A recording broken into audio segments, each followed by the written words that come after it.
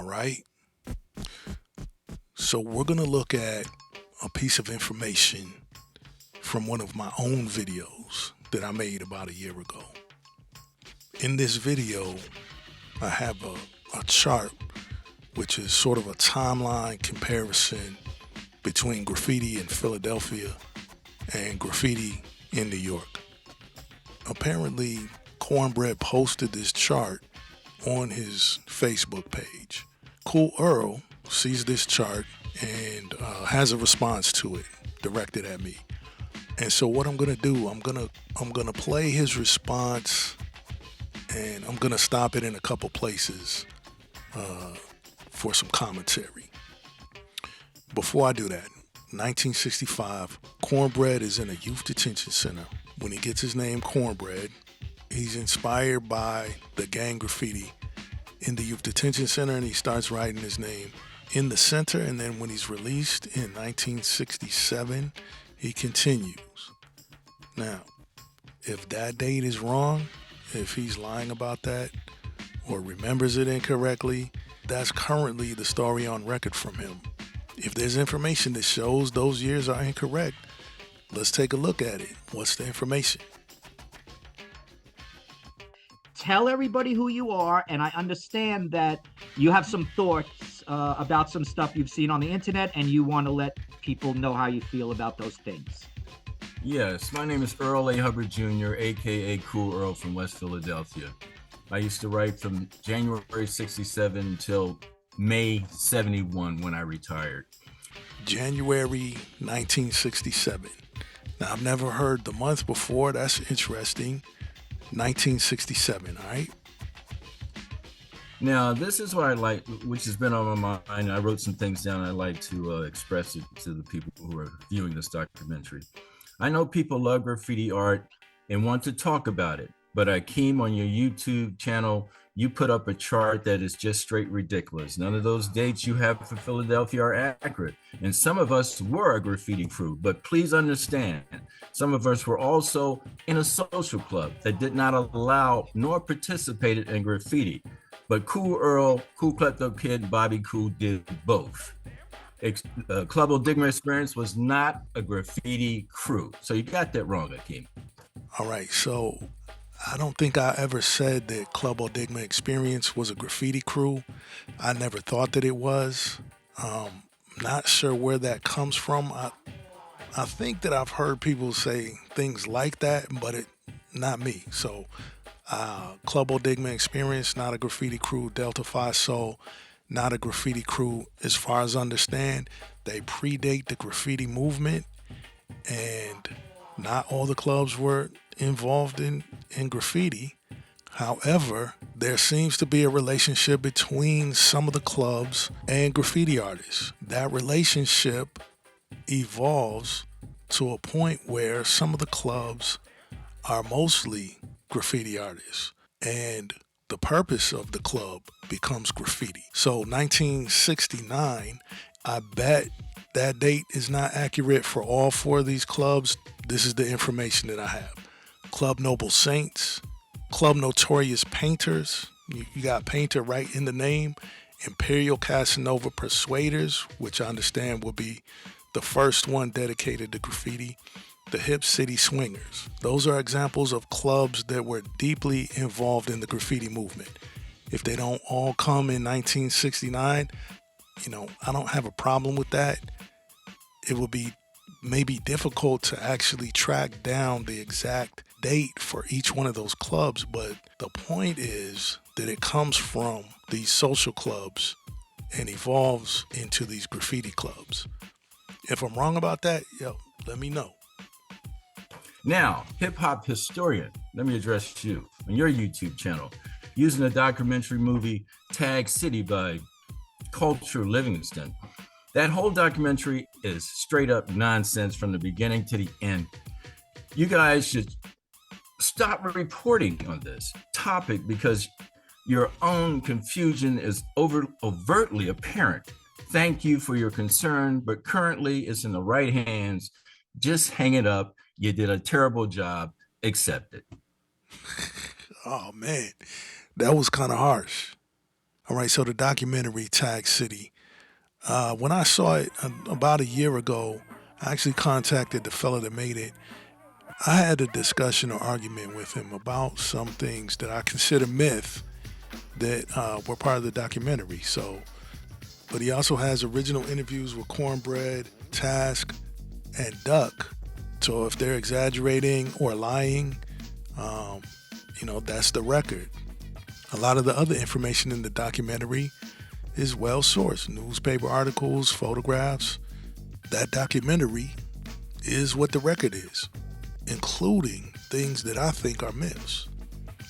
If the information is incorrect, then it has to be corrected on record from the primary source or additional facts. How else will we know that the information is wrong?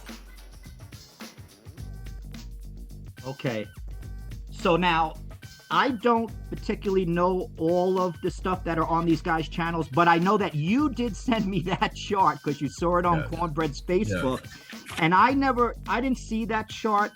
And then I did. And I just have to say, I'm not going to comment on any of the stuff from New York now. He's gotten that wrong as well. All right, so let's look at the New York dates. First of all, this is not my conception. This is not my theory on the history of graffiti. This is not the way I would lay it out. This is more of the general telling of the history. This is not the way I would tell it. This is an argument between myself and someone else who thinks that Julio 204 is the grand imperial father of all graffiti. So the date in most publications for Julio 204 is 1968. The 1967 date comes from his partner Jag, who wrote with him. And so that's why I use 67. Was he the first to write in that format, name and street number? Absolutely not. All right. Taki 183, Filthy Greek, and Greg are inspired by Julio 204 and start writing in 1969. In 1970 is when Taki starts bombing. That's when Taki starts going all out. This information comes directly from Taki 183, from things he said, and right on the front page of his website are these dates. Is he lying about the dates and that's why I have them wrong?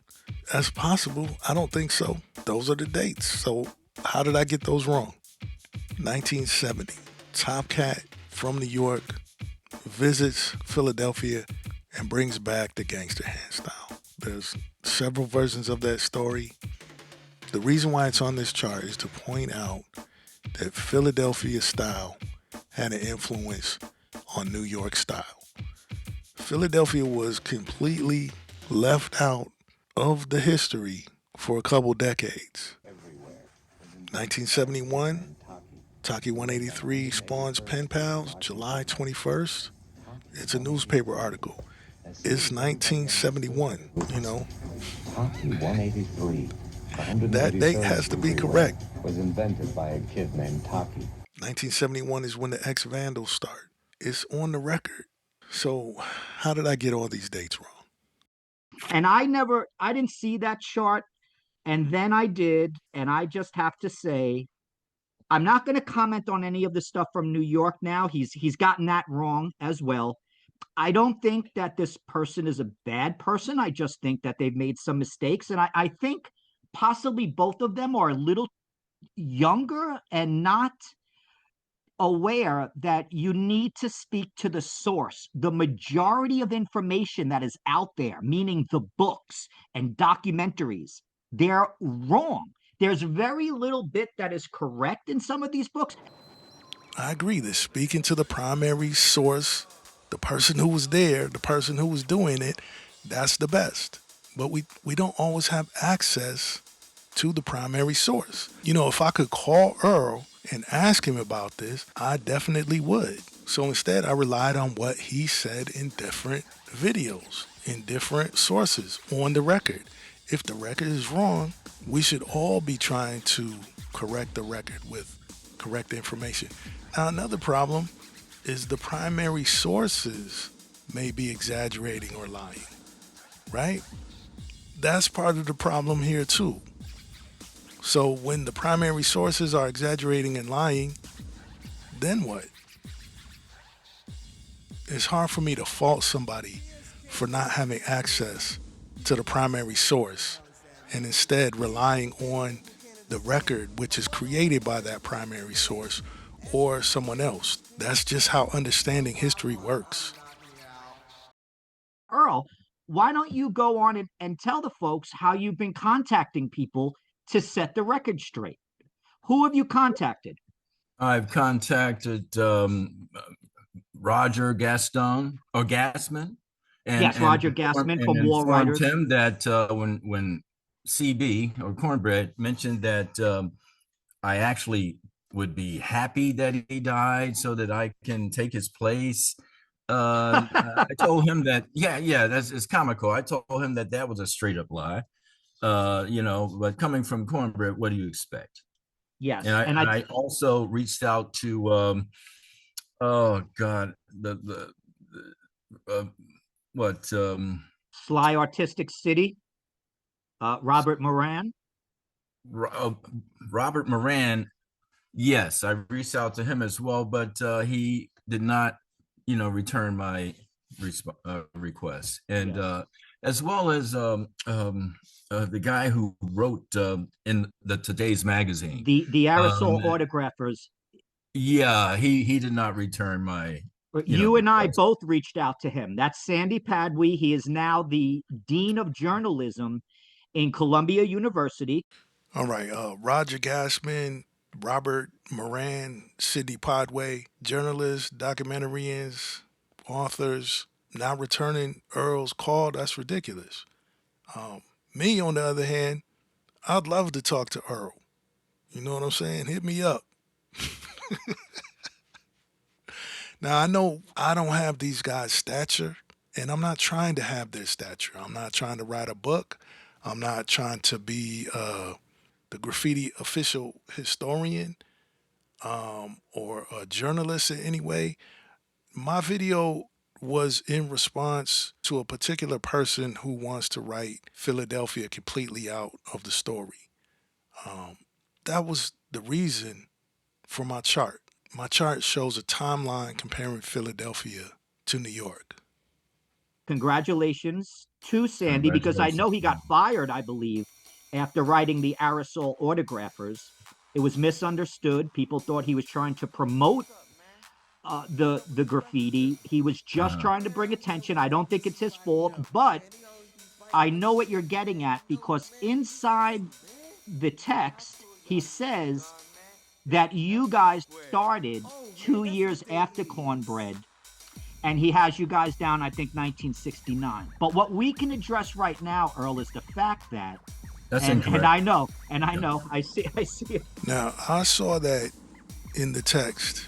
Notice that's not what my chart says, right? I have the correct information on my chart, 1967, and add to that January 1967. What we can address is the fact that from the moment you met Cornbread, he lied to you and told you that he was 2 years older than you guys.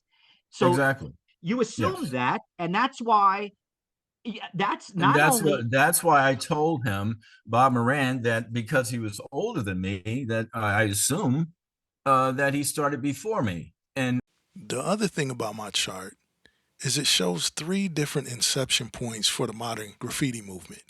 I don't think anyone, and I've never seen anyone, produce that as a narrative. It's always the one guy, the progenitor of all graffiti. It's Julio 204 and Taki, or it's Cornbread. That's the general narrative. Notice mine that I am giving particular credit to Cool Klepto Kid, Chewy, and Cool Earl of having a genuine inception point for modern graffiti. Who else is doing that? 1970, the state law proposed banning spray paint in Pennsylvania. That's on the record. And then 1971, we have the article by Sidney Padway, which was a magazine insert expose on the graffiti writers. To me, it's interesting that that piece of history was completely left out the general narrative of everything starting with Julio 204 and Taki 183. How does a whole city not get recognized in a history? That's what's interesting to me. How does a whole city get written out of the history? All right, so once again, peace to my brother Cool Earl. Hey, when you're ready to, hit me up. I'm not going to ignore you like Gasman or Podway or any of them people. Plenty of questions for you. They could be off the record, on the record. I'm just interested in it. Whatever that I have that's incorrect, I would like it to be correct for my own interest and to make the corrections. All right. Primary source, man. You're the primary source. Let's set the record straight. All right. Peace. And during the few moments that we have left, we want to have just an off-the-cuff chat between you and me.